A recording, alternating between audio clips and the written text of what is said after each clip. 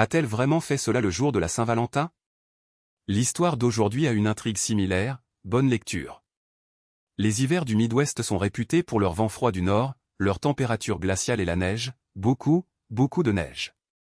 Il n'aurait donc pas dû être surprenant que février ait été un mois épouvantable pendant les 2 premières semaines. Personne n'a même vu le soleil, juste un ciel d'hiver gris et terne, et c'était une année bissextile, de surcroît. Tout le monde espérait que Mars arriverait comme un agneau, apportant la chaleur, donc personne n'était content de ce jour de février supplémentaire. Jim se tenait à la fenêtre de son bureau, contemplant le paysage hivernal féerique qu'était la ville de Chicago. En milieu d'après-midi, les 5 cm de neige prévus pendant la nuit s'étaient transformés en 30, et il ne semblait pas y avoir de fin en vue. En Illinois et en Indiana, on appelle cela l'effet de lac. Par moments, pendant la matinée, elle était tombée si fort et si vite qu'on pouvait à peine voir l'autre côté de la rue. Les météorologues prévoyaient maintenant 30 cm supplémentaires d'ici le matin. Il était environ 13h30 lorsque sa secrétaire entra. « Jim, je viens de recevoir un message d'en haut, nous fermons plus tôt. » « Je pars maintenant, si ça ne vous dérange pas, oui, bien sûr, merci. J'appelle Linda et je sors tout de suite te chercher. » « Conduisez prudemment, » ajouta-t-il alors qu'elle commençait à partir.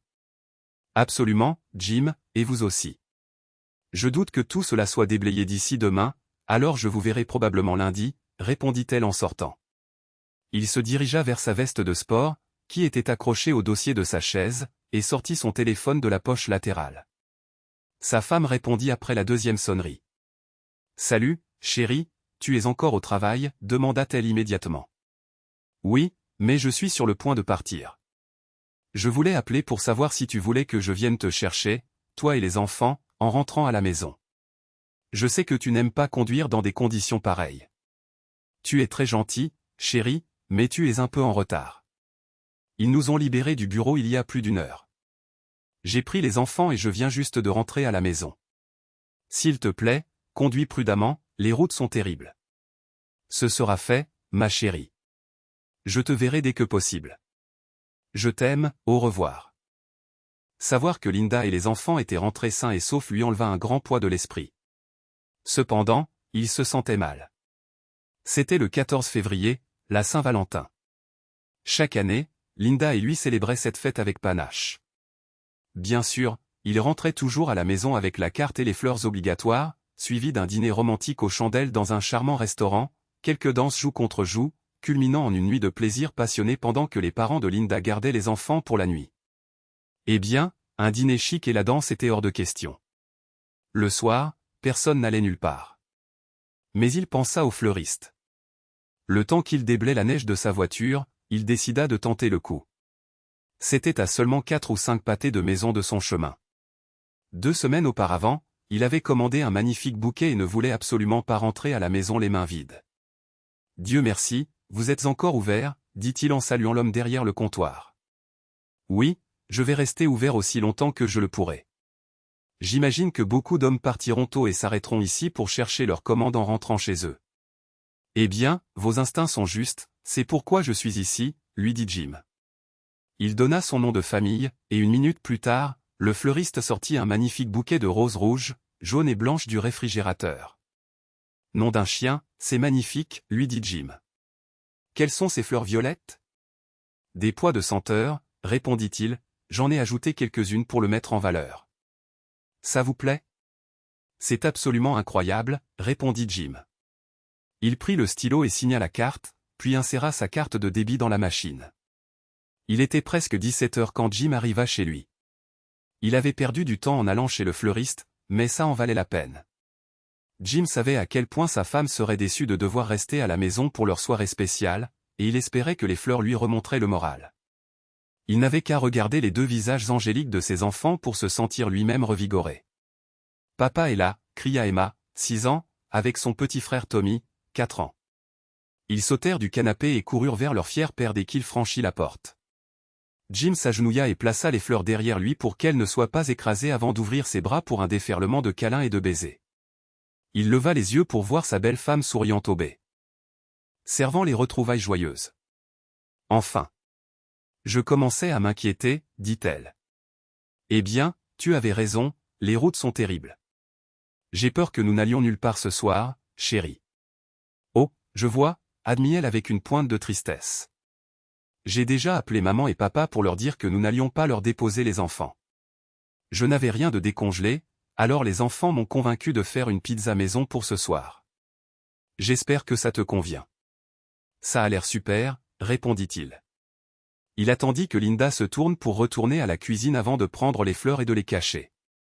Il tenait le bouquet derrière son dos tandis qu'Emma et Tommy retournaient tous deux sur le canapé pour continuer à regarder leur émission de télévision.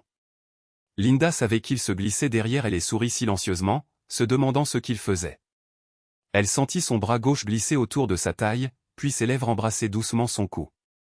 Soudain, un magnifique bouquet de roses variées apparut devant elle, accompagné des mots « Joyeuse Saint-Valentin, ma chérie ». « Oh Jim, elles sont magnifiques, dit-elle.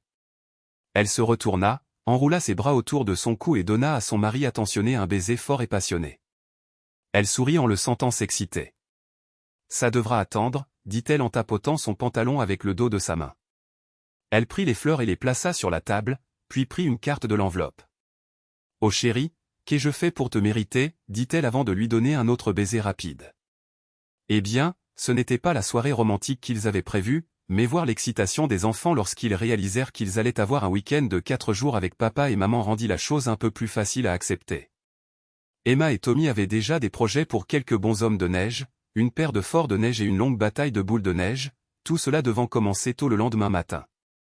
Il était un peu plus de 21h quand Linda et Jim bordèrent leurs 2 enfants surexcités sous les couvertures pour la nuit.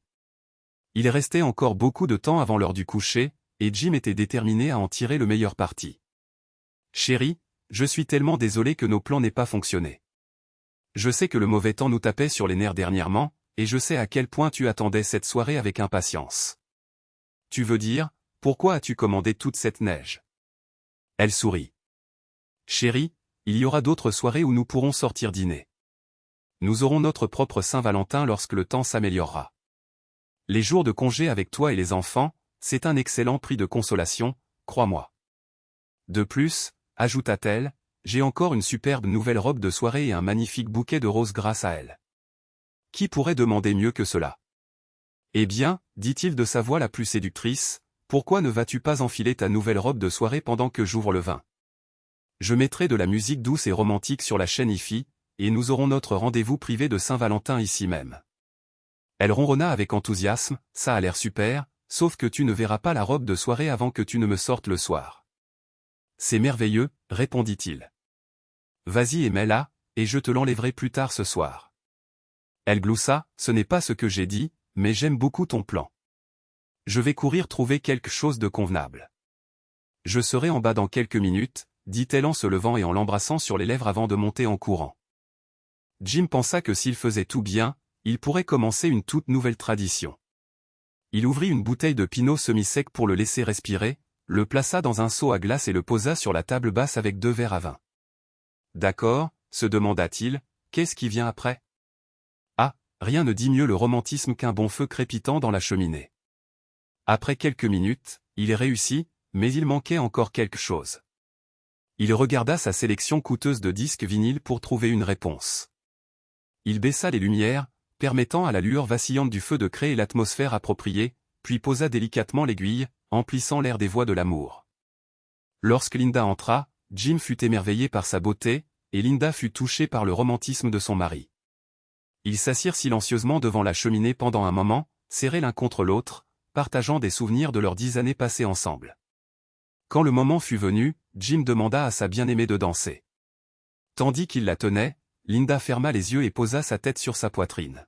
« Chérie, c'est incroyable. » « Merci. » « De rien, ma chérie. »« Joyeux Saint-Valentin, mon amour. »« À toi aussi, chérie. »« J'allais t'acheter une carte en rentrant à la maison. »« N aujourd'hui, mais avec tout ce chaos, je n'ai pas eu la chance. Je suis vraiment désolé. »« Ne t'inquiète pas pour ça, chérie. Je n'ai pas besoin d'une carte pour savoir que je suis ta Valentine, répondit-il avec un sourire. Ils dansèrent un peu plus, burent un peu plus de vin, puis montèrent discrètement à l'étage, veillant à ne pas réveiller les enfants. Au moment où Jim ferma silencieusement la porte de la chambre derrière lui et se retourna, Linda avait presque enlevé sa robe. Alors, demanda-t-elle, debout dans sa tenue de fête. C'est à ce moment-là que Jim réalisa qu'il était encore entièrement habillé. Il régla le problème en un temps record, et au moment où elle se glissa sous le drap, il était prêt. Il y avait des moments où Linda aimait être rude et intense, mais ce n'était pas l'un d'entre eux. Ils passèrent une nuit merveilleuse. Le lendemain matin donna le ton pour le reste du long week-end. Linda fut réveillée par un coup à la porte de leur chambre. « Maman. Papa. Allez, réveillez-vous. Tommy et moi avons faim. » Linda regarda sa montre, il était un peu après 7 heures. « Oh, d'accord, chérie. Allez en bas et regardez des dessins animés pendant quelques minutes. Papa et moi descendrons bientôt. »« D'accord, maman, mais dépêche-toi. Tommy et moi voulons construire un fort de neige. »« Nous descendons maintenant, chérie, entendit-elle, suivi du bruit de petits pas courant dans le couloir. Jim commença à peine à bouger. Il ronronna en sentant les lèvres de sa femme. Il pressa ses lèvres contre les siennes en la serrant, puis la tourna doucement sur le dos, ne faisant aucun effort pour cacher son excitation. Linda sut immédiatement ce qu'il pensait, mais dut annoncer la mauvaise nouvelle. « Désolé, chérie, ça devra attendre. Les enfants sont en bas et ils ont faim. » Jim baissa la tête, faisant semblant d'être contrarié. « Eh bien, nous ne pouvons pas descendre sans une douche. Nous sentons tous les deux. » Oui, elle sourit, comme s'il connaissait cette odeur. Ces mots avaient du sens. « Ouais, d'accord, tu as raison. Nous devons vraiment prendre une douche rapide. Je te lave le dos, tu laves le mien. De cette façon, nous finissons en moitié moins de temps. » Les enfants étaient toujours assis sur le canapé à regarder la télévision lorsque le couple souriant descendit enfin. Les enfants ne semblaient pas. Sans remarquer l'heure, ils étaient tous deux absorbés par leurs dessins animés. « Qu'est-ce que vous voulez pour le petit déjeuner » demanda Linda. « Des crêpes » crièrent les deux enfants à l'unisson. Après un bon petit déjeuner copieux, tous les quatre sont allés dans le jardin pour construire le meilleur bonhomme de neige de tous les temps, du moins selon Tommy et Emma.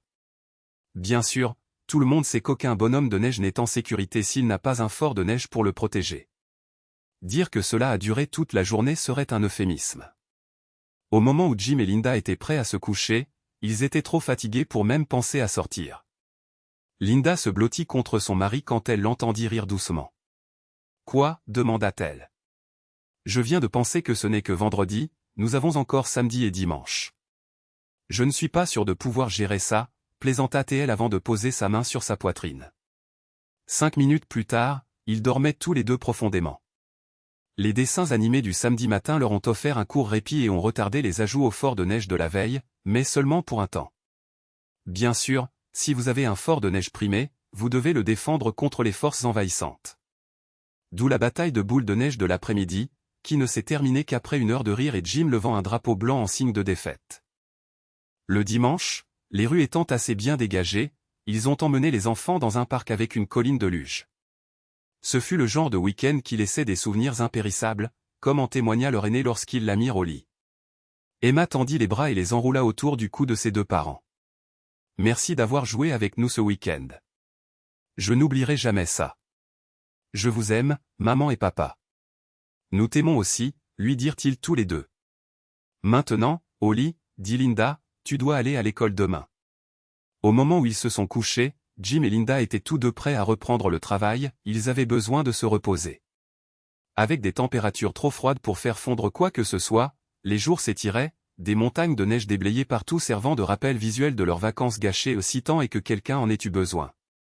Comme la plupart des autres, Jim, Linda et les enfants passaient la majeure partie de leur temps libre à l'intérieur.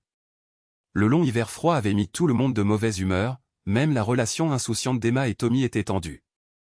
Alors qu'il ne restait que quelques ours à ce mois exécrable, Jim et Linda étaient confortablement installés sur le canapé, savourant un verre de vin après avoir couché les enfants, lorsque le téléphone de Linda sonna. Jim gémit, qui peut bien appeler à cette heure de la nuit? Linda tendit la main et regarda l'écran. C'est dit, répondit-elle avec un léger rire. Je ferais mieux de répondre, ça peut être important.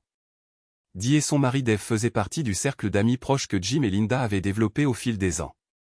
En comptant Jim et Linda, il y avait 5 couples au total, mais ils étaient plus proches de Dee et Dave que des autres. Ils avaient tous à peu près le même âge, des situations financières similaires, de nombreux intérêts communs et des enfants d'âge variés qui s'entendaient raisonnablement bien.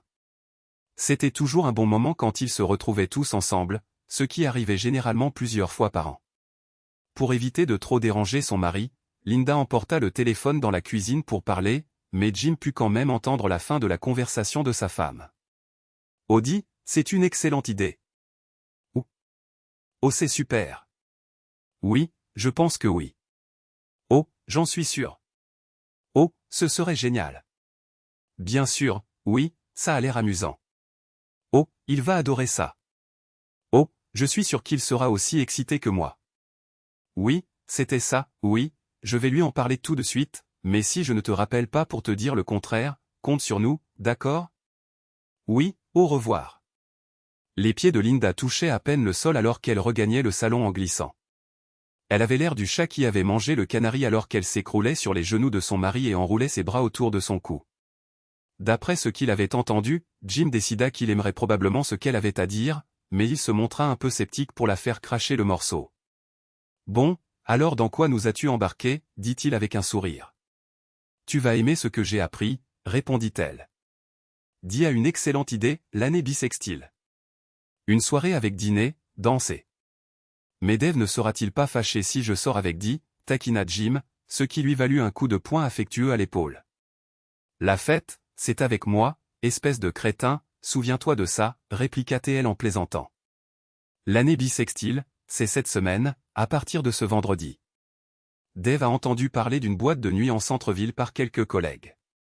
Elle s'appelle Downbeat. Il y a de la musique live les vendredis et samedis soirs. Ils facturent généralement $10 par personne, mais ils ont un arrangement avec l'hôtel Madison. Si vous êtes client de l'hôtel, il vous suffit de montrer votre carte clé de chambre et le club de danse vous ouvre ses portes. Dee pense que nous pouvons tous prendre une chambre au Madison, puis dîner au restaurant avant d'aller au club. Après avoir profité du monde fantastique de la boîte de nuit pendant quelques heures, nous retournerons tous à l'hôtel pour une nuit de plaisir décadent. Vous n'aurez même pas à vous soucier de conduire, la boîte de nuit est à seulement un pâté de maison et nous pouvons tous y aller et revenir à pied. Et les enfants ? Il faudra voir si tes parents peuvent les héberger pour la nuit. Déjà réglé, répondit rapidement Linda. Phil et Jane ont demandé à Madame Porter de prendre leurs enfants pour la nuit, et ils disent qu'elle ne voit pas d'inconvénient à prendre Emma et Tommy avec elle. Jim avait l'air de réfléchir. Qu'y a-t-il à penser ? Se demanda Linda. Bon, d'accord, à une condition, répondit-il. Laquelle ? Tu porteras la robe que tu as achetée pour la Saint-Valentin. Tu veux dire celle que tu n'as pas encore vue, dit-elle en souriant. Exactement. C'est d'accord, dit-elle, scellant l'accord d'un baiser. Le lendemain, Dee rappela pour dire à Linda que tout était réglé. Elle avait la confirmation des 5 couples, alors elle a réservé une table pour 10 personnes pour le dîner à 19h30 dans la salle à manger de l'hôtel Madison. Il lui fut plus difficile de réserver une table aussi grande au Downbeat, mais elle réussit finalement à les convaincre, même s'ils devraient rapprocher quelques tables pour accueillir un groupe aussi nombreux. Ils promirent que tout serait prêt pour 21h. La seule chose que je n'ai pas faite, dit Dee, c'est de réserver les chambres. J'ai pensé que chacun avait ses propres préférences, alors j'ai laissé cela à tout le monde. Mais je n'attendrai pas, Linda, quand j'ai fait la réservation, il m'est venu à l'esprit que nous n'étions pas les seuls à prévoir de sortir ce soir-là et à vouloir une carte clé pour éviter de payer $20 pour entrer au club. D'accord, sourit Linda, je demanderai à Jim de réserver la chambre dès qu'il rentrera à la maison. On a vraiment hâte, dit. Tu es un génie d'avoir tout organisé. Les deux bonnes amies parlèrent encore un moment avant de raccrocher. Un peu plus tard, Jim réserva une chambre à l'hôtel Madison avec un lit double pour le 29 février. Tout ce qu'ils avaient à faire après cela était de se détendre et d'attendre. Avoir quelque chose à attendre avec impatience était exactement ce dont ils avaient besoin. Chaque jour qui passait semblait plus lumineux et meilleur que le précédent, et même le temps se réchauffait. Quand le vendredi arriva, Jim et Linda ressemblaient à un couple d'adolescents lors de leur premier rendez-vous. Linda était à la maison et s'était apparemment douchée quand Jim entra. J'ai préparé un sac de nuit pour les enfants, ils sont tous excités. Je ne sais pas trop où elle a entendu le terme, mais Emma appelle ça une pyjama party parce que les enfants de Phil et Jane seront là aussi. J'ai appelé Madame Porter plus tôt pour la remercier et je lui ai dit que nous lui livrerions quelques pizzas. Ça ne te dérange pas, n'est-ce pas? Non, bien sûr que non, ma chérie, c'est une excellente idée, répondit-il. Elle l'embrassa et remarqua qu'il avait l'air légèrement déçu. Il y a quelque chose qui ne va pas, demanda-t-elle quand leurs lèvres se séparèrent. Non, j'ai juste pensé que nous pourrions bien commencer la soirée et prendre une douche ensemble, répondit-il avec un léger sourire. Mon chéri, nous devons nous enregistrer à l'hôtel vers 19h. Tu dois te préparer, je dois encore m'organiser et nous devons déposer les enfants en chemin. Si nous avions pris l'une de nos douches marathon ensemble, nous ne serions jamais arrivés à l'heure. D'ailleurs, nous avons toute la nuit devant nous. Il feignit un long soupir déçu. Oh, vas-y, dit-elle avant de l'embrasser rapidement à nouveau. Va prendre ta douche. Je vais préparer un encas pour les enfants et ensuite finir de me préparer. Emma et Tommy se préparaient pour la nuit et ne savaient pas que leur père était rentré avant de le voir en haut de l'escalier. Bonjour papa, crièrent-ils tous les deux en se précipitant pour le serrer dans leurs bras. Ils étaient tous les deux excités de passer la nuit avec leurs amis. Il les serra dans ses bras et les embrassa de nouveau alors qu'ils entendaient Linda les appeler d'en bas. Allez-y, leur dit-il. Maman vous a préparé un encas pour que vous n'ayez pas faim, mais moi, je dois me préparer. Linda leur avait préparé un sandwich et un verre de lait qu'elle avait laissé sur la table de la cuisine. Maman et papa doivent s'habiller, leur dit-elle, alors vous pouvez regarder la télé quand vous aurez fini, jusqu'à ce que nous soyons prêts à partir. Elle était dans leur chambre, assise à la coiffeuse, en sous-vêtements, quand Jim sortit de la douche. Elle le regarda dans le miroir alors qu'il retirait la serviette de sa taille. Tu es déjà excité? Tu prends du Viagra ou quelque chose comme ça? Non, j'ai juste ma femme. Je sors de la douche et tu es assise là en sous-vêtements, à quoi t'attendais-tu, plaisanta Théil. Linda prit délibérément son temps pour ses cheveux et son maquillage. Jim était élégant dans son costume et sa cravate, mais il n'avait pas encore vu la robe. Elle savait ce qui l'attendait, mais elle voulait le surprendre, alors elle l'invita à descendre et à attendre avec les enfants, lui disant qu'elle descendrait dans quelques minutes. Il était assis sur le canapé entre les enfants, les serrant dans ses bras, lorsqu'elle apparut. « Oh, maman, tu es magnifique !» s'exclama Emma. Linda attendit un commentaire de son mari, mais il était stupéfié et silencieux. Elle choisissait toujours une robe éblouissante pour la Saint-Valentin, mais celle-ci semblait avoir été créée par le meilleur designer du monde, rien que pour elle. La couleur bleue de la robe faisait briller ses yeux bleus avec une intensité qui aurait pu transpercer l'acier.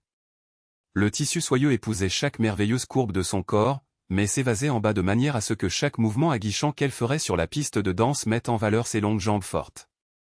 Alors, demanda-t-elle après plusieurs secondes de silence. Je suis sans voix, chérie. Tu es, je ne trouve pas les mots. Au-delà de sublime, au-delà de magnifique. Je ne crois pas qu'un mot ait encore été inventé pour décrire à quel point tu es époustouflante. D'accord, d'accord, tu n'as pas besoin d'aller trop loin, mon chéri. Ma chérie, je ne peux pas en faire trop, tu es absolument incroyable. Ces mots la firent rougir. Puis Tommy entra. Maman, tu es vraiment belle. Eh bien, merci, répondit-elle avec une gratitude modeste. Ils déposèrent les enfants et entrèrent dans le hall de l'hôtel Madison quelques minutes après 19h. Phil et Jane se tenaient à la réception, et Jim et Linda arrivèrent derrière eux. « Salut tout le monde, prêt pour une soirée amusante ?» Linda les salua. Les deux amis se retournèrent pour la saluer, mais Phil fit immédiatement à Linda un rapide coup d'œil. « Mon Dieu, Linda, tu es incroyable. » Jane lui donna un coup de coude en riant. « Maintenant, tu peux remettre tes yeux à leur place, dit-elle sarcastiquement. Tu es vraiment belle, Linda. Toi aussi, Jim. Linda accepta calmement les compliments et répondit, merci, chère dame. Vous êtes tous les deux superbes aussi. Jim appuya le commentaire de sa femme, absolument, vous êtes tous les deux fantastiques. Leurs amis attendirent que Jim et Linda s'enregistrent, puis ils prirent l'ascenseur ensemble. On se voit en bas au restaurant dans quelques minutes, dit Linda alors qu'un autre couple sortait à un étage inférieur. Dès qu'ils entrèrent dans leur chambre, Jim était prêt pour la romance, mais Linda posa sa main sur sa bouche avant qu'il ne puisse l'embrasser. « Si tu baves mon maquillage, je te tue avant le dîner », menaça-t-elle avec un sourire. Jim vérifia sa montre. « Mais nous avons 15 minutes, chérie, le temps d'une petite gâterie rapide, plaisanta-t-il. Pas de rapide pour toi, mon amour. Je te veux toute la nuit. Linda reçut encore plus de compliments de toute la table lorsqu'ils rejoignirent le groupe pour le dîner. De l'embrassa sur les deux joues, comme c'était la coutume à chaque fois qu'ils se retrouvaient. Les conversations étaient toujours animées, avec beaucoup de blagues, des amuse-gueules au dessert. Tout le monde riait et s'amusait. En entrant dans le club après, ils ont remis leurs manteaux et ont été conduits à leur table. Linda et Jim se tinrent la main tout le long du chemin. Une jolie serveuse en tenue légère vint prendre leur commande de boissons, et le groupe attendit ses verres avant de se lancer sur la piste de danse. Quand les boissons arrivèrent, Linda prit une gorgée de son daiquiri à la fraise, puis attrapa la main de Jim. « Allez, chérie, montrons-leur comment on fait. » Le reste de la table suivit leur exemple et se joignit à la fête. L'orchestre n'était pas ce qu'on appellerait incroyable, mais ils avaient un excellent répertoire de chansons et les mélangeaient bien. Linda et Jim furent parmi les derniers à retourner à leur table pour se reposer. Linda était meilleure danseuse que Jim, mais il savait se défendre. Linda ne se sentait jamais gênée de l'avoir comme partenaire de danse. Avec sa permission, elle acceptait parfois une invitation de quelqu'un de plus léger sur ses pieds, alors Jim fut surpris quand elle refusa une offre de Dave, le meilleur danseur de leur groupe. « Merci Dave, mais mon carnet de balles avec Jim est complètement rempli ce soir, dit-elle. La conversation reprit alors que tout le monde faisait une pause et reprenait son souffle. Soudain, des murmures d'excitation éclatèrent des tables voisines. De se tourna instinctivement vers l'entrée. « Oh mon Dieu, dit-elle assez fort pour que toute leur table l'entende, c'est Marc Lavalier. » Tout le monde en ville savait qui était Marc Lavalier, même les femmes qui ne suivaient pas le football, y compris Linda. C'était une star de l'équipe NFL de la ville. Contrairement à certains de ses coéquipiers, il restait à Chicago toute l'année. C'était le genre d'homme que tous les gars enviaient, grand, beau, bien bâti, riche, et, à en juger par la façon dont les femmes le courtisaient, un séducteur. Au-delà de son apparence, il était réputé pour sa générosité et ses bonnes actions, ce qui le rendait aussi célèbre en dehors du terrain que sur celui-ci. Il entra avec deux autres coéquipiers et fut immédiatement conduit à une table non loin de leur groupe. Naturellement, il devint le principal sujet de conversation. Les hommes parlaient de ses exploits légendaires sur le terrain tandis que les femmes louaient sa gentillesse, son charme et son physique impressionnant. Après quelques minutes, De donna un coup de coude à Linda pour attirer son attention. « Regarde » chuchota-t-elle avec excitation, il se lève. « Je crois qu'il va inviter quelqu'un à danser. » Tous les regards étaient braqués sur lui alors qu'il traversait la pièce et s'approchait d'une femme très séduisante d'une trentaine d'années. Jim appréciait ce qu'il voyait. La femme n'était pas seule, et que ce soit son mari ou juste un rendez-vous, peu importait pour lui. Il a toujours pensé que c'était une mauvaise étiquette d'inviter une femme à danser sans demander d'abord la permission à son partenaire. Bien qu'il ne puisse pas entendre ce qui était dit, Lavalier semblait ignorer complètement l'homme. Les pensées de Jim furent interrompues par le commentaire de sa femme, « Mon Dieu, pour un homme si grand, il bouge bien. »« Tu as absolument raison » acquiesça De. Les hommes reprirent leur conversation tandis que les femmes gardaient les yeux sur Lavalier et sa partenaire de danse. Le couple dansa pendant la première chanson, mais la femme retourna à sa table avant la fin de la deuxième. Lavalier retourna à sa place, jetant un bref coup d'œil dans leur direction avant de s'asseoir. Heureusement pour Jim, la conversation de la table s'éloigna de Monsieur Football pour revenir à leur sujet léger habituel. Au moment où Jim s'apprêtait à demander à Linda si elle était prête pour une autre série de danse, il remarqua ses amis de l'autre côté de la table lever les yeux. Avant qu'il ne puisse se tourner pour voir ce qu'il regardait, une voix parla par-dessus son épaule, « Je suis Marc Lavalier, puis-je vous inviter à cette danse ?» Il tendit sa main vers Linda. De remarqua la colère sur le visage de Jim et sut qu'il était sur le point de dire quelque chose. « Jim, chuchota-t-elle juste assez fort pour qu'il l'entende, ainsi que plusieurs autres, s'il te plaît, ne le fais pas. Ce n'est qu'une danse. Ne lui gâche pas ce moment, plaida De. À ce moment-là, Linda avait déjà pris la main de Lavalier et s'était levée de sa chaise. Jim, bien que visiblement furieux, ne dit rien, acceptant la supplique de De. Sa colère, cependant, était évidente pour tous à la table. « Eh bien, ça, c'est tout elle, plaisanta Dave en souriant à Jim.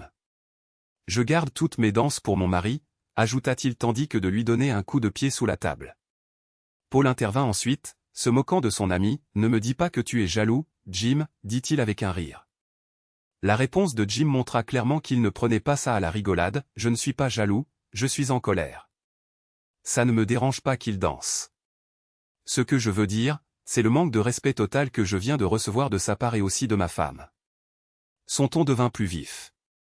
Ce crétin arrogant m'a complètement ignoré, comme si je n'existais pas.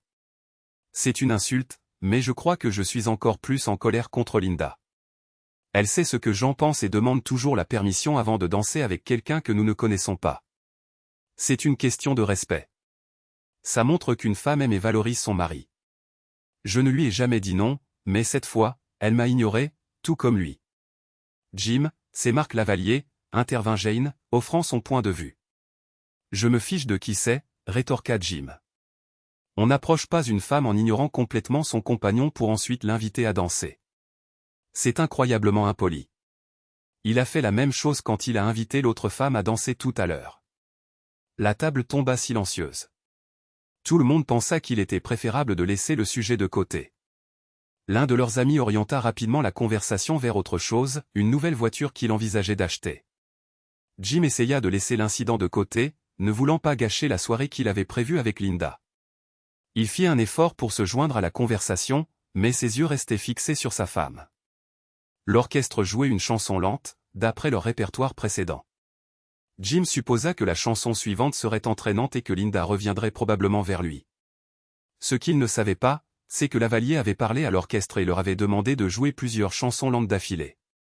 La colère de Jim couvait tandis qu'il regardait sa femme se fondre dans les bras de Lavalier pendant la deuxième danse. C'est un manque de respect flagrant envers ton mari, pensa-t-il. Quand les danses lentes continuèrent pour une troisième chanson, Jim n'en put plus. Je vais y mettre fin tout de suite, dit-il avec colère en se levant. De lui attrapa le bras. Jim, s'il te plaît, pense à quel point elle te sera reconnaissante plus tard ce soir si tu la laisses profiter de ce moment. Oui, allez, mec, ajoutèrent Dave et Paul à l'unisson. Ils ne font de mal à personne. Si, ils en font. On le voit tous, claqua Jim. Il lança un regard furieux à sa femme avant de pousser un soupir exaspéré. Contre son meilleur jugement, il se rassit. Il essaya de se réengager dans la conversation, mais c'était difficile. Le soulagement l'envahit lorsque l'orchestre annonça une pause de 15 minutes. Il regarda Linda revenir à la table après avoir dansé 3 slows avec Lavalier. À sa surprise, son expression n'était pas celle de la joie ou du triomphe, mais de l'inquiétude et de la culpabilité. Jim put voir qu'elle savait qu'elle avait dépassé les bornes. Décidant qu'il ne voulait pas faire de scène, il résolut de ne pas gâcher le reste de la soirée. Avant de s'asseoir, Linda annonça « J'ai besoin de me rafraîchir » et demanda à de la rejoindre aux toilettes des dames. Une fois la porte des toilettes fermée, de ne put plus se contenir. « Alors » demanda-t-elle avec excitation. « Comment ça s'est passé ? As-tu pu sentir son excitation pendant que vous dansiez ? » « Oh oui » admit Linda. « Il te semblait grand » taquina De. « Je ne pense pas qu'il soit plus grand que n'importe qui d'autre. »« Je ne sais pas, je ne peux pas vraiment dire » répondit Linda, évitant la question. Tandis que de ruminer cela, Linda saisit l'occasion de confesser « Il veut que je passe la nuit avec lui. » Toujours préoccupée par ses pensées précédentes, De ne comprit pas immédiatement ce que Linda voulait dire. « Quoi ? Qui ? Marc ? Qui d'autre penses-tu ? dit Linda. « Tu veux dire que… Il veut que tu rentres avec lui ? Que tu passes la nuit avec lui ? » Exactement, confirma Linda. De regarda son amie avec incrédulité. « Je ne sais pas quoi faire » continua Linda. « Je n'ai jamais trompé Jim auparavant, mais c'est Marc Lavalier. Je n'aurai plus jamais cette opportunité. »« Jim a-t-il dit quelque chose pendant que nous dansions » demanda Linda. « Oh oui, il est en colère » répondit De. « D'abord, il est furieux que Marc l'ait ignoré en t'invitant à danser, et il est encore plus en colère que tu n'aies pas demandé sa permission d'abord. »« Oui, j'y ai pensé quand nous sommes allés sur la piste de danse » admit Linda, mais à ce moment-là, c'était trop tard. De considéra la situation difficile de son ami et était prête à offrir un conseil. « Chérie, Jim est déjà en rogne. Tous les plans romantiques que vous aviez tous les deux pour ce soir sont probablement tombés à l'eau de toute façon. Je dis, fonce. »« Tu le penses vraiment » demanda Linda, la voix incertaine. « Bien sûr que oui. Comme tu l'as dit, combien d'opportunités comme celle-ci as-tu dans une vie ? Mais qu'en est-il de Jim ? demanda Linda, hésitante. Je vais tout arranger avec lui, l'assura De. Ne t'inquiète pas, je le ferai comprendre. De regarda les rouages tourner dans la tête de Linda. Finalement, elle se décida. Je vais le faire, s'exclama-t-elle. Mon Dieu, aide-moi, je ne peux tout simplement pas dire non. Comment vas-tu partir sans que Jim ne te voie? S'il te voit, il te confrontera, et il pourrait même être assez bête pour essayer de se battre avec Mark. Mark a dit qu'il connaissait une sortie de secours d'ici, expliqua Linda. Il m'a donné son numéro et m'a dit de lui envoyer un SMS depuis les toilettes des dames si je décide d'y aller. Il me rejoindra dans le couloir et Jim ne nous verra jamais partir. Alors envoie-lui un SMS sans hésiter, insista de, avant que Jim ne commence à se demander pourquoi nous prenons autant de temps et ne viennent nous chercher ici. Pendant ce temps, Jim était si absorbé à regarder Linda et Lavalier danser qu'il ne réalisa pas à quel point il avait besoin d'utiliser les toilettes. Il pensa attendre le retour de et Linda, mais il ne savait pas combien de temps cela prendrait et ne voyait pas l'intérêt d'attendre. Alors il se leva, s'excusa et se dirigea vers les toilettes des hommes. Elles se trouvaient dans la zone du bar, loin de la piste de danse, contrairement aux toilettes pour dames. Quand Jim est revenu, il a remarqué des assises à côté de Dave, mais la chaise de Linda était vide. Le groupe n'était pas retourné sur la piste de danse, donc il savait qu'elle ne dansait pas. Où est Linda? A-t-il demandé. Ne t'inquiète pas, Jim, elle va bien.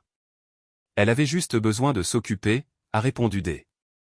Jim a froncé les sourcils, de plus en plus méfiant. Tout le monde à la table le regardait étrangement, avec gêne. La seule explication qu'il pouvait imaginer était que Linda préparait une sorte de surprise pour compenser son comportement antérieur.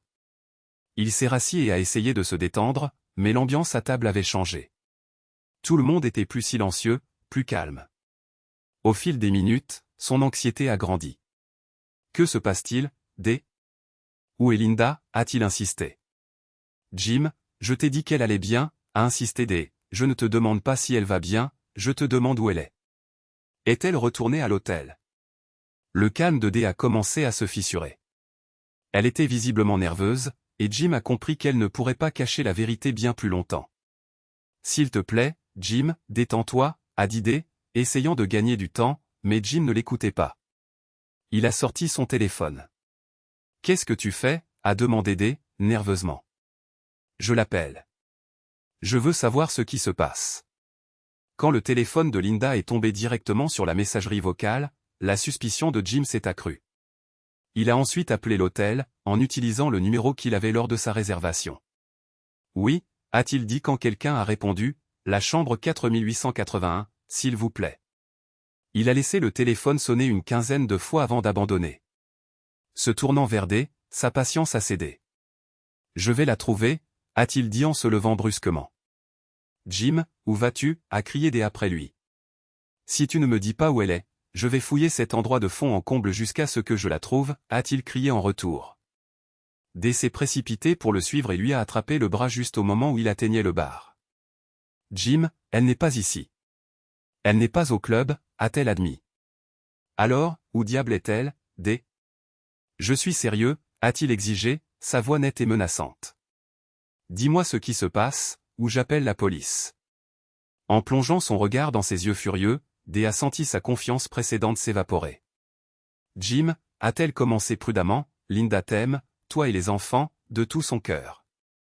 Je suis sûr que tu le sais. Vous êtes son monde entier, elle ne pourrait pas survivre sans Thé. Oui. Mais parfois, nous avons tous besoin de faire quelque chose juste pour nous-mêmes. Son petit discours ne l'a pas ébranlé, son expression s'est durcie. Où est-elle, Dave? A-t-il demandé de nouveau, sa voix basse et glaciale. Dave a hésité, puis a finalement lâché le morceau, elle est allée passer la nuit avec Mark. Jim l'a regardé fixement, les mots mirent un moment à s'imprimer. Je ne comprends pas. Tu es en train de dire qu'elle m'a quitté pour lui? Non. Dave l'a interrompu. Elle ne t'a pas quitté pour lui. Elle sera de retour demain matin, Jim. Elle t'aime plus que sa propre vie, mais comme je l'ai dit, parfois nous avons juste besoin de faire quelque chose pour nous-mêmes. Ce n'était même pas son idée, il l'a invitée. C'est une chose qui n'arrive qu'une fois dans une vie, ça n'arrivera plus jamais. S'il te plaît, Jim, laisse-la avoir cette nuit et elle te sera reconnaissante pour toujours. C'est la même chose que tu as dit à propos de la danse. A riposté Jim en grondant, sa voix emplie d'incrédulité et de colère. Il a secoué la tête, essayant toujours de digérer ce qu'il entendait. « Je dois voir ça de mes propres yeux », a-t-il déclaré. Une des effrayées l'a suivi jusqu'à la table. Les yeux de Jim se sont d'abord posés sur la chaise vide de sa femme, puis sur la table de Lavalier. Seules 2 des 3 chaises étaient occupées. C'était toute la confirmation dont il avait besoin. Il a scruté les visages de toutes les personnes assises à sa table. Personne n'a osé croiser son regard. La réalisation l'a frappé comme un coup de poing à l'estomac, ils savaient tous. Ils avaient tous su, et personne ne lui avait dit. Sa colère a éclaté. Il a parlé fort et distinctement, s'assurant que tout le monde dans le club puisse l'entendre, vous saviez tous. Chacun de vous savait que ma femme allait s'éclipser pour passer la nuit avec ce salaud de voleur de femmes, Marc Lavalier, et aucun de vous ne m'a dit un mot. Jim, baisse la voix, a sifflé l'un de ses soi-disant amis. Tu n'as pas besoin de crier ça à tout le club. Nous sommes tous amis, les tiens et ceux de Linda. Pour elle, c'est l'occasion d'une vie. Ce n'est qu'une nuit. La voix de Jim s'est élevée, défiante, je veillerai à en parler à mon avocat quand je déposerai la demande de divorce lundi. Et je veillerai aussi à dire à mes enfants pourquoi leur père ne vit plus avec eux. Jim, s'il te plaît, tu n'es pas sérieux, n'est-ce pas, a interrompu désespérément. Elle t'aime. C'est juste pour une nuit. S'il te plaît, laisse-la avoir ça et elle reviendra vers toi. Jim s'est tourné vers le groupe, sa fureur inébranlable, à partir de maintenant, chaque fois que l'un d'entre vous lui rendra visite et verra nos 2 enfants, souvenez-vous que vous avez participé à la destruction de leur famille. À ce moment-là, les 2 hommes assis avec Lavalier se sont levés et ont commencé à marcher vers Jim. Oh, regardez ça, a dit Jim bruyamment, se moquant d'eux. Voici les 2 brutes de Lavalier. Que allez-vous faire? M'emmener sur le parking et me passer à tabac? Votre patron a volé ma femme, détruit ma famille, et maintenant vous allez me tabasser, n'est-ce pas? Il a marqué une pause un instant avant d'ajouter sarcastiquement, non, attendez, j'ai une idée. Dave, Paul, pourquoi n'envoyez-vous pas votre femme à la maison avec l'un de ces gars? Ce sont tous les 2 des joueurs de football professionnels. Bien sûr, ce ne sont pas Marc Lavalier, mais ils sont dans la même équipe. Ensuite, nous pourrons tous être heureux pour nos femmes parce qu'elles ont passé la nuit avec une célébrité. Plus tard, nous pourrons tous nous demander comment nous pourrons rivaliser avec un athlète professionnel en faisant l'amour à nos femmes. Nous nous demanderons si nous les satisfaisons toujours ou à qui elles pensent dans les transports de la passion. Les 2 amis de Lavalier sont arrêtés net. L'un des hommes a sorti son téléphone et a appuyé sur la touche de numérotation rapide. « Tu appelles Marc ?» a demandé l'autre. « L'enfer oui », a-t-il répondu. « Je lui dis de la ramener ici. Regardez autour de vous, tout le monde enregistre ça. D'ici le matin, ça sera partout sur Internet. » Son compagnon a balayé la pièce du regard. « Merde, Kevin, beaucoup de ces téléphones sont braqués sur nous, » a-t-il marmonné sarcastiquement. Kevin a juré en éteignant son téléphone. « Qu'est-ce qu'il y a ?» a demandé son compagnon. Avant que Kevin ne puisse répondre, une femme assise à une autre table avec son mari a interpellé Jim. Il l'a reconnue comme la femme avec qui Lavalier avait dansé plus tôt devant Linda. « Ce crétin a essayé la même chose avec moi il y a quelque temps, » a-t-elle dit. « Je lui ai dit d'aller se faire voir. »« Votre mari est un homme heureux, » a répondu Jim. « Il est évidemment un bien meilleur juge des gens que moi, » a-t-elle rétorqué. Jim a ri amèrement et s'est tourné vers la table de ses anciens amis stupéfaits. « Quand vous verrez Linda, assurez-vous de lui dire ceci, elle a renoncé à son mariage pour une nuit avec cet idiot, et elle n'était même pas son premier choix. » Jim savait que ce serait la dernière fois qu'il parlerait à quiconque à cette table, alors il s'est assuré qu'il comprenne exactement ce qu'il ressentait. « Je pensais que vous étiez mes amis. Clairement, je me suis trompé sur vous autant que sur ma femme. La prochaine fois que l'un de vous, messieurs, me verra, vous devriez commencer à chercher une issue. Je ne viendrai pas vous chercher, mais si jamais nous nous retrouvons dans la même pièce, je vous casserai la gueule.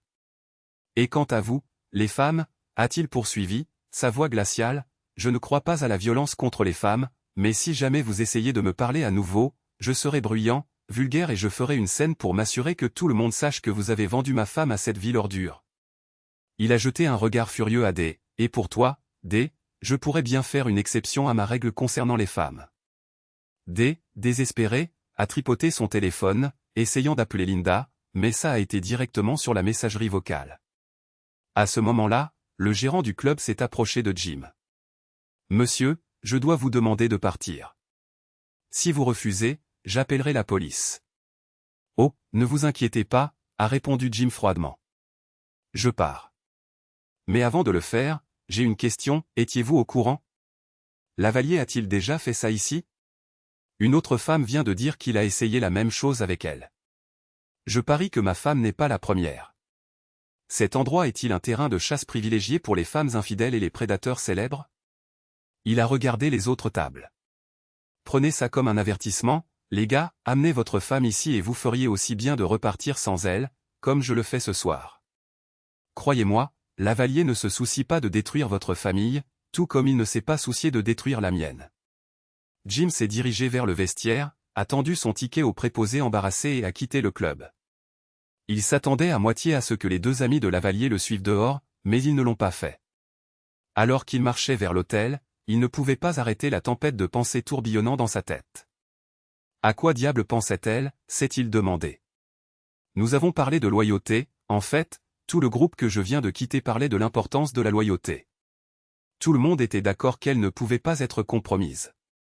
Au moment où il a atteint le hall de l'hôtel, sa colère n'avait fait que s'intensifier. Il s'est approché de la réceptionniste. « Je pars dans quelques minutes. »« Préparez ma facture », a-t-il exigé. La réceptionniste, surprise, a demandé avec hésitation, « Monsieur, y a-t-il un problème? La chambre est réservée pour toute la nuit. »« Oui, il y a un problème, » a claqué Jim. « Je n'arrive pas à croire qu'un hôtel avec une réputation à protéger puisse soutenir ce repère d'infidélité.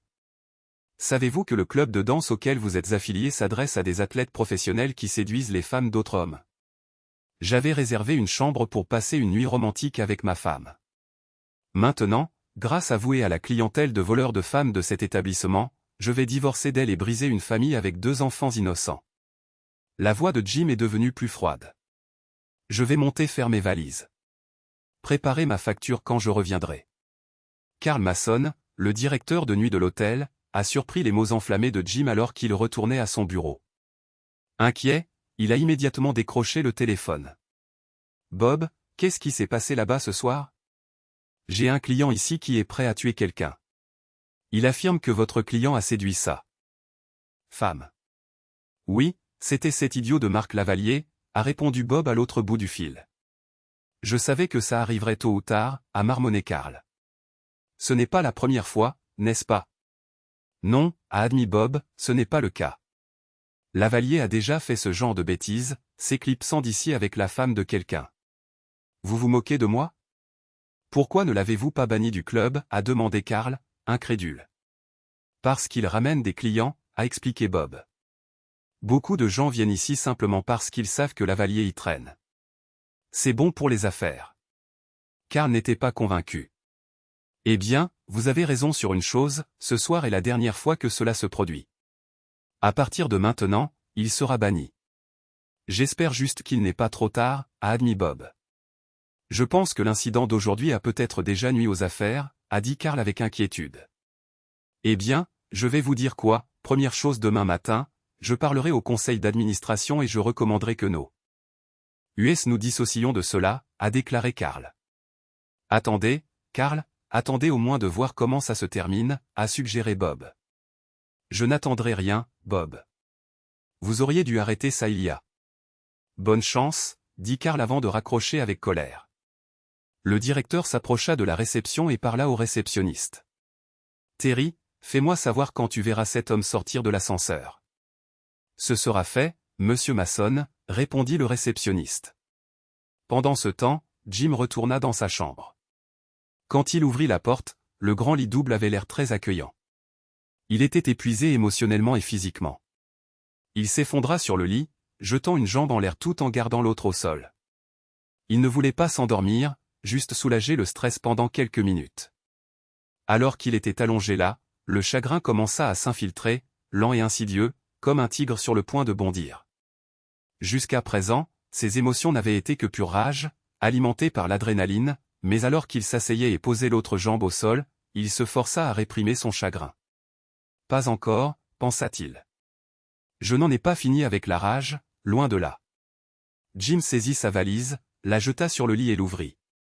Il en sortit la lingerie Victoria's Secret de $300 qu'il avait acheté comme surprise pour Linda et la disposa soigneusement sur le lit. Puis il trouva du papier à en-tête de l'hôtel et un stylo sur le bureau du coin, et écrivit un mot, « Joyeuse Saint-Valentin tardive. Tout est à toi ». Après avoir pris une photo de la lingerie avec le mot au premier plan, il l'envoya à sa future ex-femme avec un message, jamais de sa vie personne ne l'avait blessé aussi profondément qu'elle, et il était maintenant déterminé à lui rendre l'appareil. Jim ferma sa valise et descendit payer. Quand Jim descendit de l'ascenseur, le réceptionniste appela immédiatement le directeur. « Monsieur, je m'appelle Carl Mason, le directeur de nuit de cet hôtel », dit Carl en s'approchant. « Je n'ai pas pu m'empêcher de vous entendre plus tôt, à votre arrivée. J'ai appelé le club de danse et j'ai confirmé ce qui s'était passé. Je tiens à vous présenter mes plus sincères excuses et à vous faire savoir que je recommanderai à notre conseil d'administration de rompre tous les liens avec Downbeat. De plus, votre chambre ne vous sera pas facturée, et encore une fois, je suis profondément désolé que cela se soit produit. » Le discours de Carl dégonfla momentanément les voiles de Jim. Il espérait que le directeur était sincère quant à la rupture des liens avec le club. Cela lui procura un petit sentiment de satisfaction. Jim, cependant, bouillonnait toujours intérieurement. Il avait le réservoir plein et une envie irrésistible de conduire jusqu'aux confins de la terre, mais il ne pouvait pas. Autant il voulait tout abandonner et laisser la paix entre lui et Linda se désintégrer, il ne pouvait ignorer ses responsabilités envers ses enfants. Sur le chemin du retour, les pensées de Jim se tournèrent vers les innombrables personnes dans le club qui avaient enregistré l'incident sur leur téléphone. C'était une petite victoire, il espérait que, le matin venu, la vidéo serait partout sur YouTube, Facebook, Twitter et toutes les autres plateformes imaginables. Et c'est là que l'idée lui vint. Quand il rentra chez lui, Jim posa sa valise sur le sol et se dirigea directement vers son bureau à domicile. Il ouvrit son ordinateur portable, navigua sur Google et commença à chercher. Il fallut 3 essais, mais il finit par trouver ce qu'il cherchait, les numéros de téléphone de plusieurs tabloïds scandaleux, le National Enquirer, le Globe Confidential et quelques autres. Tous leurs sites web annonçaient des lignes d'assistance 24 heures sur 24. Il rédigea un script pour ses appels, s'assurant d'aborder tous les points importants. Puis il composa le premier numéro, celui de la ligne d'assistance du National Enquirer. « Puis-je avoir votre nom, s'il vous plaît ? Je m'appelle Jim, mais avant de continuer, je me demandais si vous seriez intéressé par une histoire sur la façon dont Marc Lavalier a volé la femme d'un homme et détruit son mariage de 10 ans. Ils ont aussi 2 enfants qui, grâce à lui, grandiront maintenant dans un foyer monoparental. Pouvez-vous le confirmer ? Demanda l'opérateur avec prudence. Oui, je peux. Il a volé ma femme. En ce moment même, pendant que nous parlons, elle est avec lui. Il y eut un moment de silence sur la ligne avant que l'opérateur ne réponde. Jim, pouvez-vous patienter quelques minutes, s'il vous plaît ? Ne raccrochez pas, je serai là, répondit Jim. L'opérateur revint peu après. D'accord, Jim, nous sommes intéressés. Nous paierons $2000 pour l'exclusivité. Puis-je avoir votre nom complet ? Je m'appelle Jim, mais l'argent ne m'intéresse pas, dit-il. Vous êtes mon premier appel, mais je contacterai aussi le Globe Confidential, le Tatler et quelques autres. Je pars. Que vous avez des moyens de localiser les célébrités et des photographes prêts à intervenir à tout moment. Celui qui me procurera les meilleures photos de Lavalier et de ma femme ensemble aura l'exclusivité, à condition que les photos soient utilisées avec l'histoire. Jim, ce n'est pas toujours facile d'obtenir des photographies, expliqua l'opérateur. Certains de ces types vivent dans des communautés fermées avec une sécurité qui rivalise avec celle de Fort Knox. Ce n'est pas mon problème, répondit froidement Jim. Entre vous et vos concurrents, je suis sûr qu'un paparazzi entreprenant s'en chargera. Cet idiot a trompé tout le monde avec son image impeccable. Il est temps que le monde le voie tel qu'il est vraiment. L'opérateur soupira. D'accord, je vais voir ce que nous pouvons faire. Où devons-nous envoyer les photos si nous les obtenons ? Jim donna l'adresse email et passa à ses appels suivants. D'autres tabloïds exprimèrent leur intérêt et acceptèrent son défi de photographie. Jim finit d'emballer le strict nécessaire, vêtements, articles de toilette et quelques autres indispensables. En regardant autour de la maison, il marmonna pour lui-même, elle aurait pu prendre la fichue télé pour les enfants, mais le tourne-disque et tous les albums sont partis avec elle.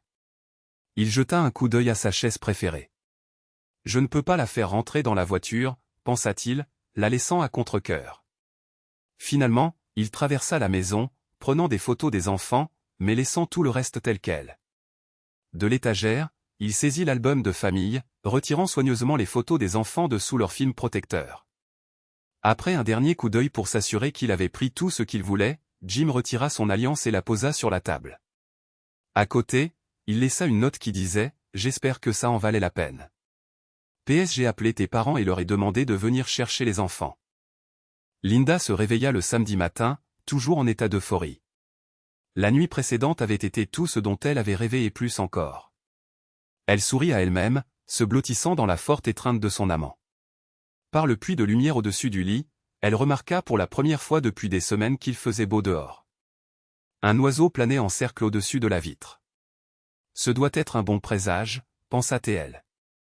Son esprit revint aux moments éclairés par la lune de la nuit précédente, cela avait été une nuit dont elle se souviendrait pour toujours. Ce n'est qu'après cette réflexion intime que ses pensées se tournèrent vers son mari. Quel genre d'accueil recevrai-je à mon retour? Dans quelle mesure Jim a-t-il réussi à apaiser les choses? Elle commença à ressentir un pincement de culpabilité, suivi d'un sentiment de peur insidieux. Se tournant pour regarder le visage buriné et beau de son amant, elle remarqua que ses yeux étaient ouverts. « Eh bien, dit-elle en souriant, tu m'avais promis la nuit de ma vie et tu ne plaisantais pas. »« Merci. » Il sourit en retour mais resta silencieux. « Je n'ai rien de prévu pour aujourd'hui. »« Reste un peu, insista-t-elle. »« J'aimerais bien, mais je dois retourner à l'hôtel. »« Il est encore tôt et j'espère pouvoir me glisser dans la chambre avant que Jim ne se réveille, » répondit Linda. « Nous n'avons pas encore nagé, » lui rappela-t-il. « Je ne fais rien avant de nager, » ajouta-t-il avec un sourire. « As-tu une piscine intérieure » demanda-t-elle, se souvenant de la visite de la maison la nuit précédente. « Presque. C'est une piscine extérieure, mais je la ferme et la chauffe en hiver. » Linda hésita, mais oublia rapidement Jim. « Je n'ai pas apporté de maillot de bain, » dit-elle avec un sourire malicieux. Lavalier répondit, « Nous avons plus d'1 hectare de propriété autour de nous. Mon voisin le plus proche est à 6 kilomètres.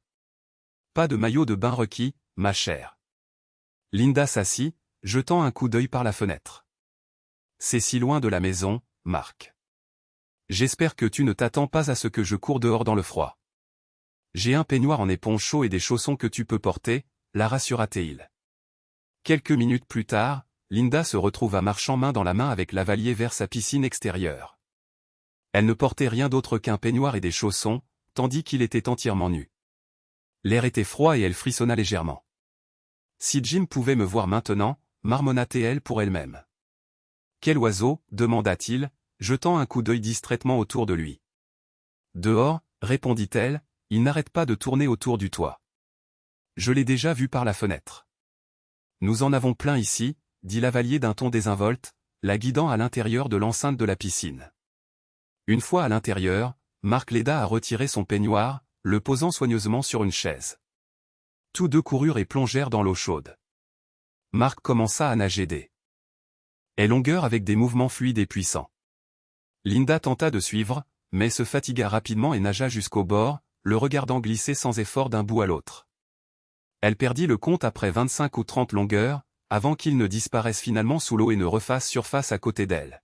« Tu vois, » dit-il après avoir repris son souffle, « rien de tel qu'une bonne baignade pour commencer la journée.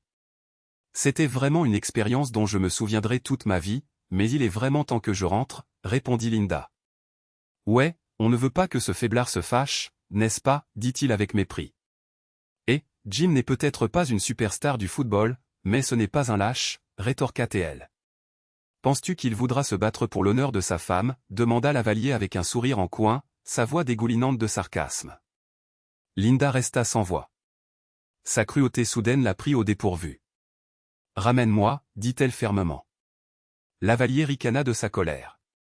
Tous deux sortirent de la piscine et Marc attrapa une serviette tandis que Linda tendait la main vers son peignoir. Soudain, un bruit sec retentit et une douleur aiguë traversa sa fesse droite. Elle hurla, se retournant pour voir Lavalier faire tournoyer la serviette dans ses mains. « Je t'ai dit que j'étais le champion du claquement de serviette au vestiaire, » dit-il avec un sourire suffisant. « Ça fait mal, bon sang » cria-t-elle en frottant l'endroit douloureux. Alors qu'elle tendait de nouveau la main vers son peignoir, un autre claquement la piqua sur le côté gauche. Marc, arrête. Ça fait mal, cria-t-elle indignée. La rage dans ses yeux ne sembla faire que le provoquer davantage. Il fit claquer de nouveau la serviette, cette fois effleurant sa cuisse. Si j'étais toi, je rentrerais à la maison, la taquina-t-il en riant. Je suis encore mouillé, je vais attraper une pneumonie si je sors comme ça, pleura-t-elle. Lavalier claqua de nouveau la serviette, cette fois manquant de peu son sein gauche. Linda poussa un cri strident et se précipita vers la porte tandis qu'il la poursuivait en riant maniaquement. Attrapant une serviette, Lavalier cria après Linda tout le chemin jusqu'à la maison. Elle tenta de claquer la porte de la chambre derrière elle, mais il était déjà là, la poussant sans effort. Son attitude avait complètement changé. Il était maintenant évident qu'ayant obtenu ce qu'il voulait d'elle, il n'avait plus besoin de faire semblant. « Habille-toi » ordonna-t-il sèchement. « Je te déposerai à l'hôtel. » Linda s'assit au bord du lit, cherchant sa culotte. La réalisation la frappa durement, tout cela, l'assurance, la sophistication, l'image de gentil garçon, n'avait été qu'un numéro. Il n'était rien de plus qu'un. Un regret amer pour le traitement de brute enfantine qu'il lui avait infligé l'envahit et elle se sentit dégoûtée de l'avoir laissé la toucher. En s'habillant, elle remarqua une marque rouge sur sa cuisse, là où il l'avait fouettée avec la serviette. En se tournant légèrement, elle découvrit une autre marque à l'arrière de sa jambe. Génial, pensa-t-elle amèrement, exactement ce qu'il me fallait, des marques sur mon corps pour rappeler à Jim ce que j'ai fait. Ce qui avait été récemment une expérience inoubliable lui semblait maintenant complètement brisé. Tout ce qu'elle voulait, c'était oublier toute la nuit et partir. Tous deux s'habillèrent en silence et se dirigèrent vers la porte d'entrée. La veille au soir, Lavalier n'avait même pas pris la peine de garer son SUV dans le garage, le laissant dans l'allée. Il n'avait pas atteint le bout du porche quand il s'arrêta brusquement. Linda leva les yeux et se figea. Une demi-douzaine de photographes se tenaient dehors, leurs téléobjectifs braqués sur eux. Lavalier attrapa immédiatement la main de Linda et tenta de la ramener vers la maison. « Eh, qu'est-ce que tu fais » cria-t-elle en se débattant. « Lâche-moi. »« Rentre » grogna-t-il. « Ils nous prennent en photo. » Ses yeux s'écarquillèrent lorsqu'elle remarqua enfin les appareils photo. « Oh mon Dieu !» Suivant son mouvement, elle se retira à l'intérieur. « Qu'est-ce que se passe ? Pourquoi nous prennent-ils en photo » demanda-t-elle. « Je ne sais pas » marmonna Lavalier en sortant son téléphone. Réalisant qu'il était toujours éteint, il pressa le bouton d'alimentation avec impatience. Linda fit de même avec le sien. Une fois le téléphone de Lavalier chargé, il composa rapidement le numéro d'un de ses amis du club de danse. « Kevin, qu'est-ce qui se passe ?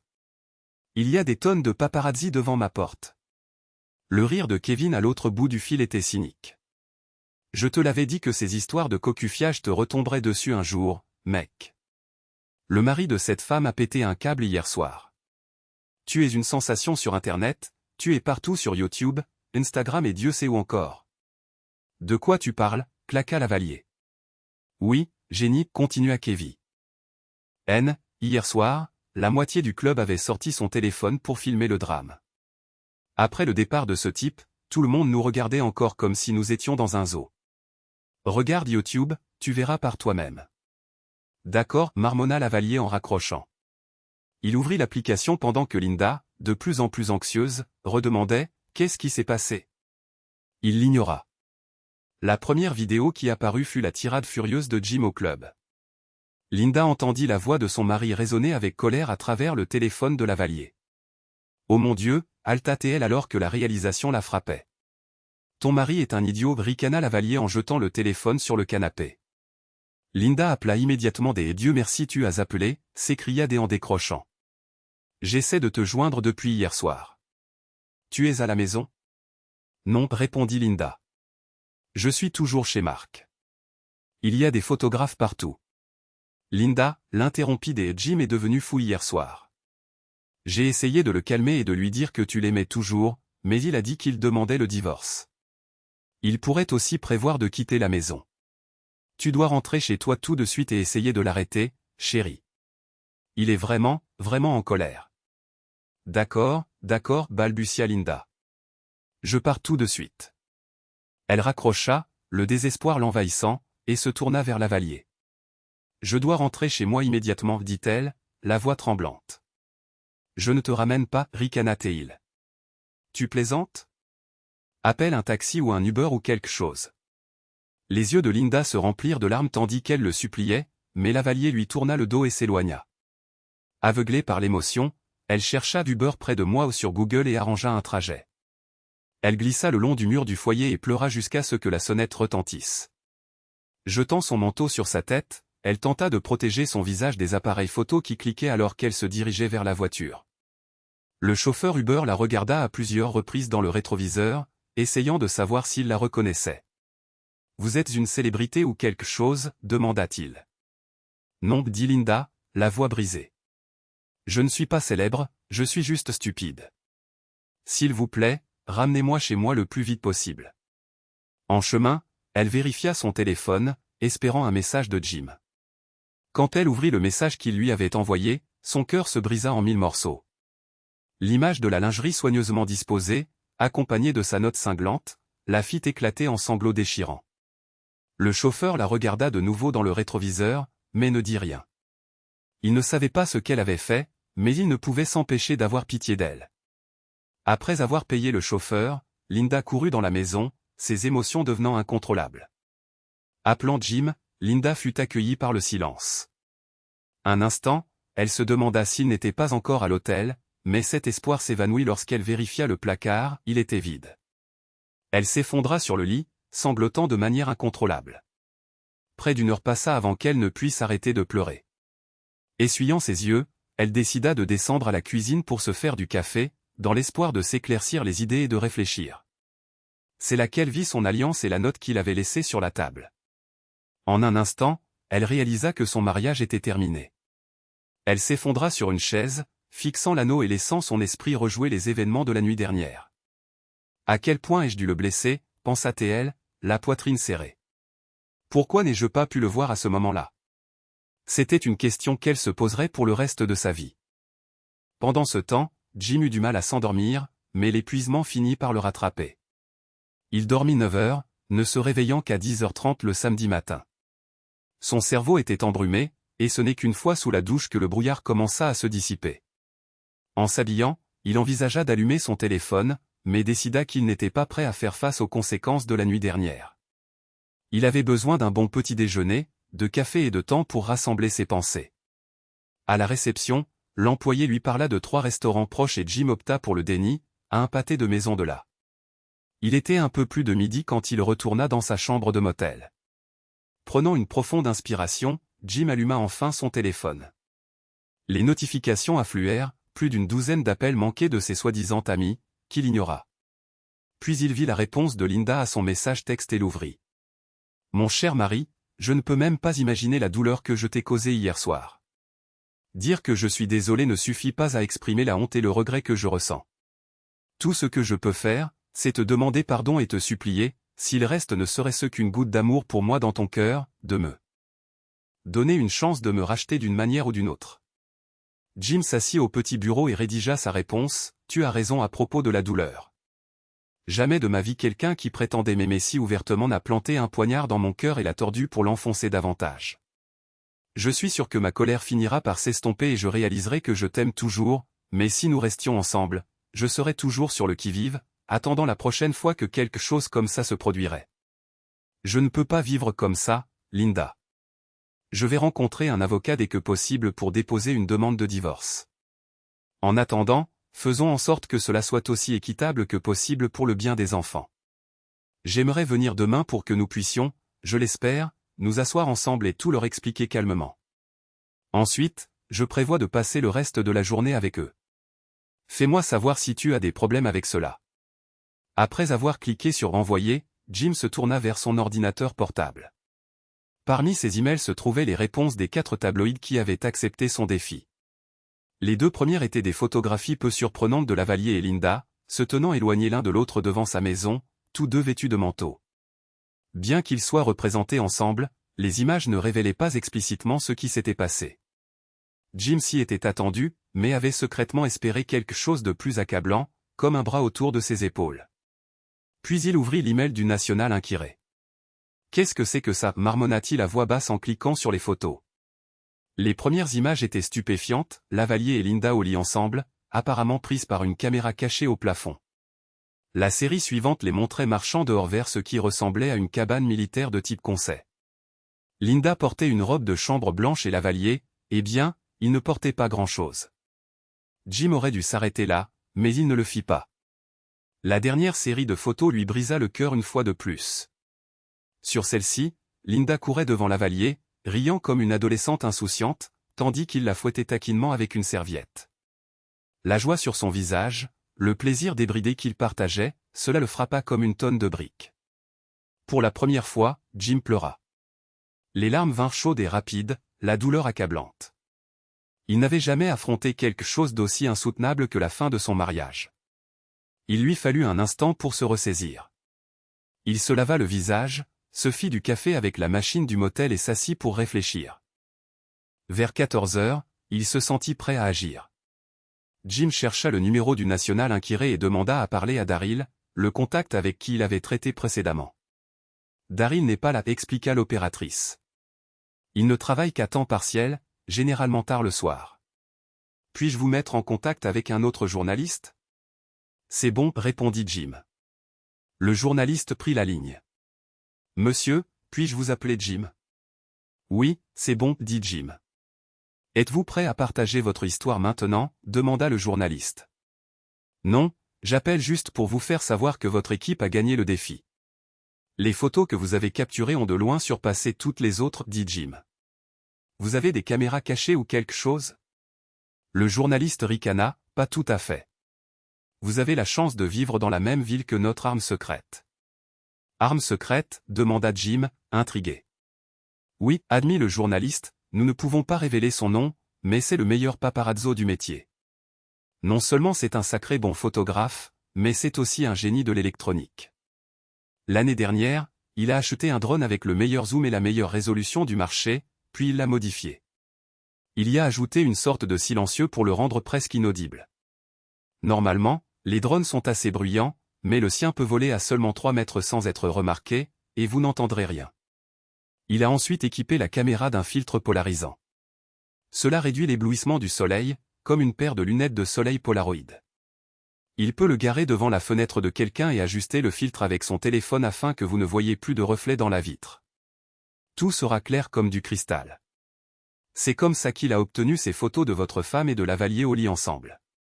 Dès qu'il a reçu l'appel hier soir, il a trouvé l'adresse et s'y est rendu pour évaluer la situation.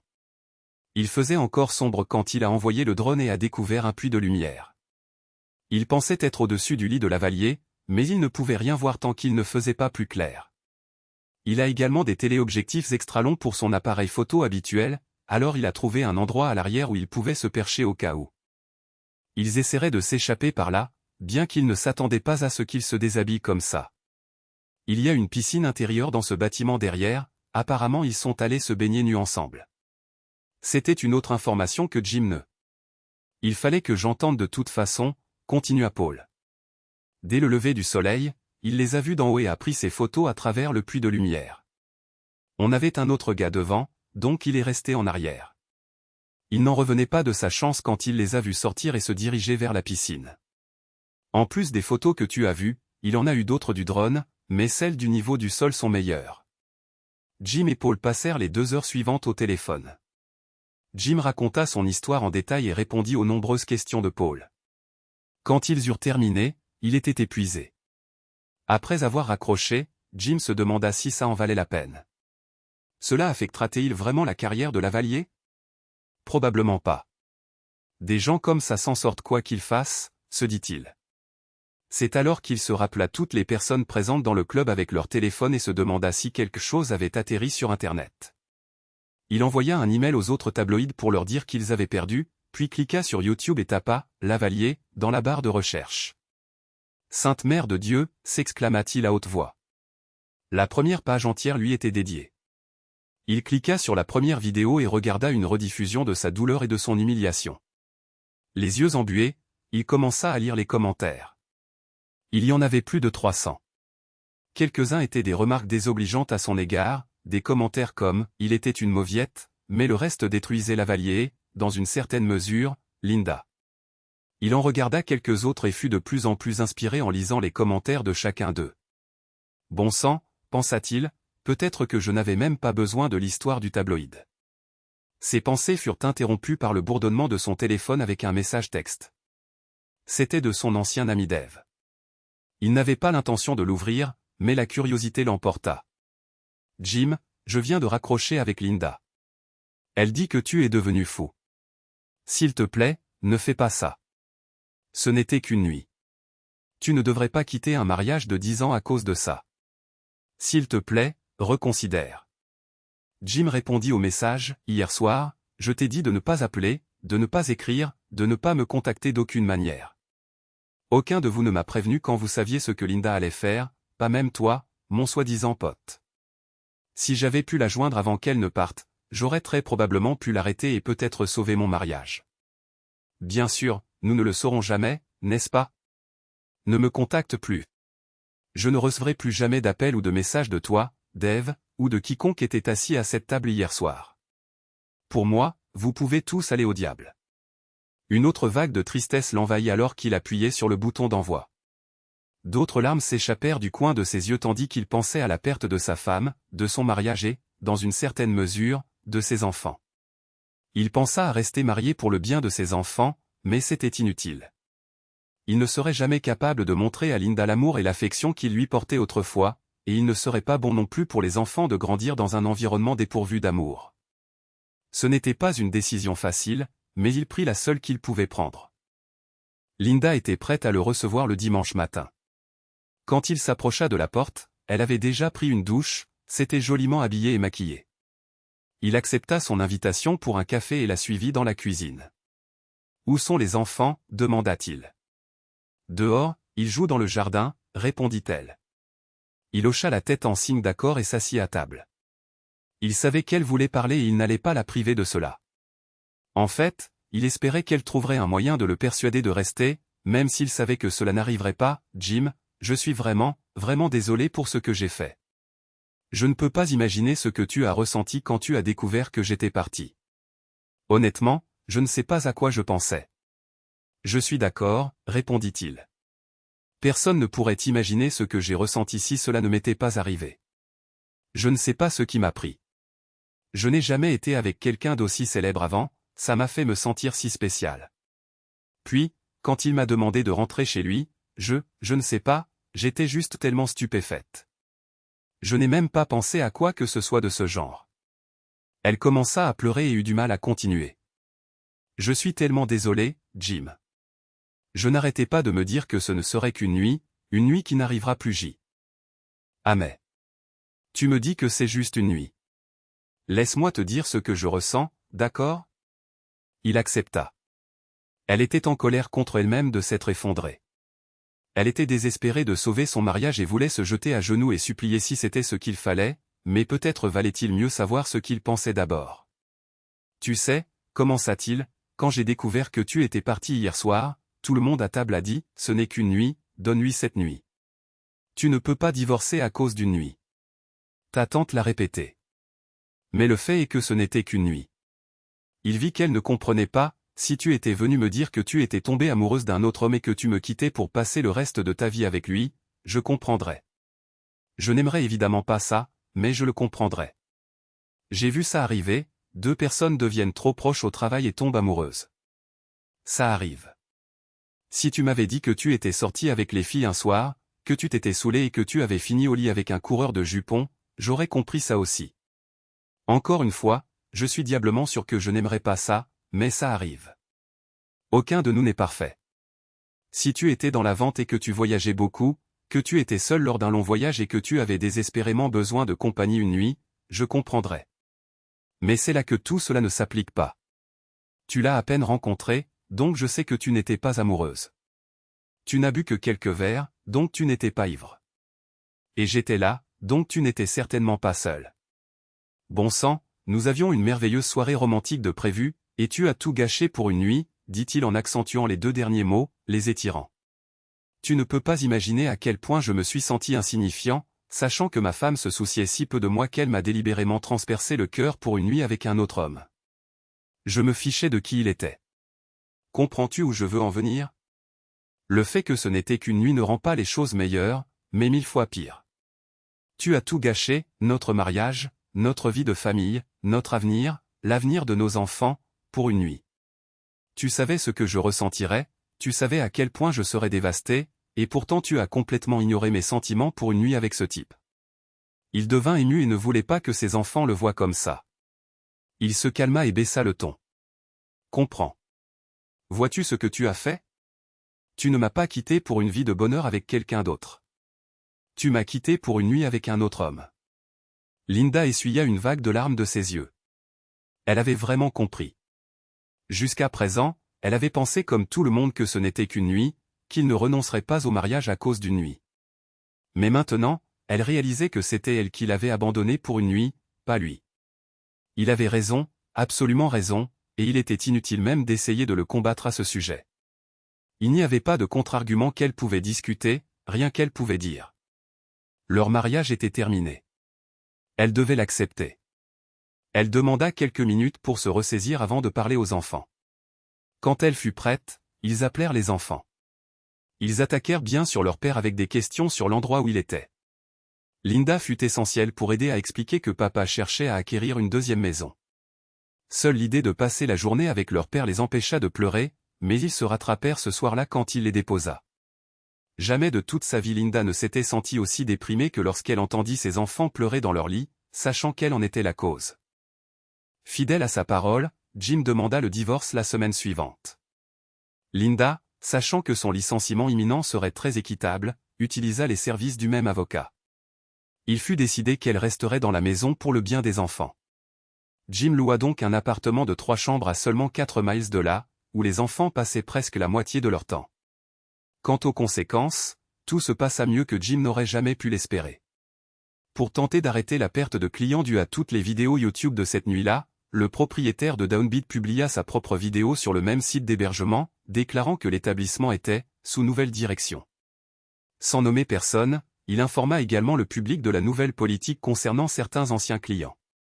Jim comprit que cela signifiait que Lavalier n'y était plus le bienvenu. Le scandale éclata véritablement lorsque la nouvelle édition du National Enquirer parut dans les kiosques. Jim et Linda étaient tous deux reconnaissants que les enfants soient trop jeunes pour être affectés par l'histoire. Heureusement, ils masquèrent le visage de Linda, mais la photo d'elle et de Lavalier au lit, son bras autour d'elle, fit la une, avec d'autres images d'eux censurées. Un mois après la parution de l'histoire originale dans les rayons des caisses de supermarché, le National Enquirer offrit 5 000 $ à Linda pour son histoire. Bien que Linda ne pensait pas qu'elle devait être récompensée pour ce qu'elle avait fait, elle prit l'argent et le plaça dans un fonds pour l'université d'Emma et Tommy. Dans l'article, elle s'excusa profondément auprès de son mari et admit que tout l'épisode était la chose la plus stupide qu'elle ait jamais faite. Elle ne porta aucun coup, exposant la cruauté et l'intimidation de Lavalier. Lorsque Jim lut son histoire sur la façon dont cet idiot l'avait frappé avec une serviette assez fort pour causer des marques, il se rappela à quel point il s'était trompé en pensant qu'elle passait un bon moment. C'était la première fois depuis le début de tout cela qu'il sympathisait avec sa future ex-femme. Lavalier n'était plus le prince de Chicago. Il était méprisé presque partout où il allait. Même les autres joueurs l'évitaient quand l'entraînement commença plus tard cette année-là. Pour la première fois de sa vie, Lavalier fut hué depuis les tribunes lorsqu'il entra sur le terrain pendant les matchs. 2 ans après cette nuit à Downbeat, il fut échangé à une équipe plus petite. Linda attendit 1 an avant de commencer à sortir avec quelqu'un, mais sentit que trouver un nouvel homme pour partager sa vie avec elle était probablement sans espoir. Basée sur ses 10 ans d'histoire avec Jim, ses attentes étaient trop élevées. Finalement, elle abandonna la recherche et décida de consacrer sa vie à simplement élever 2 merveilleux enfants. Jim eut un peu plus de chance. Après 2 relations désastreuses de courte durée, il trouva une femme avec un certain potentiel, mais il n'était pas pressé. Que ça arrive si ça doit arriver, pensa-t-il. En attendant, lui et Linda s'entendaient bien et les enfants s'adaptèrent à leurs nouvelles conditions de vie. Ils continuèrent même à faire des choses en famille de temps en temps. La vie continue.